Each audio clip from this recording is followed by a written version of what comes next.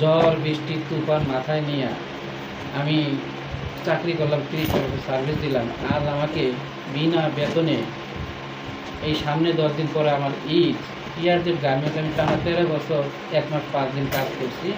আমার অপরাধ ছিল মার্চ মাসে 2 দিন বেতন বাকি, মে মাসের 15 এপ্রিল মাসে 15 দিনের বেতন বাকি, আবার মে মাসের 31 দিনের বেতন বাকি, এবং আমার ছুটির কিছু টাকা ছিল বাকি। আমি এগুলো চাইতে গেছিলাম যে আমার বেতনটা কবে দিবেন, যে তোমাদের এই নিয়মে কাজ করতে, যদি কাজ করো তো করো, না করলে চলে যাও। এটা আমাদের নতুন শ্রম আইন। শুধু বেতনটা কবে দেবেন চাইতে গেছেন, এই চাকরি শেষ।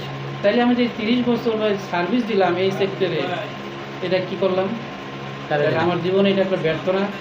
আর যদি আমার ছেলে মেয়ে থাকতো, আমার মুখে দুঃখকে বাড়ি মারতো।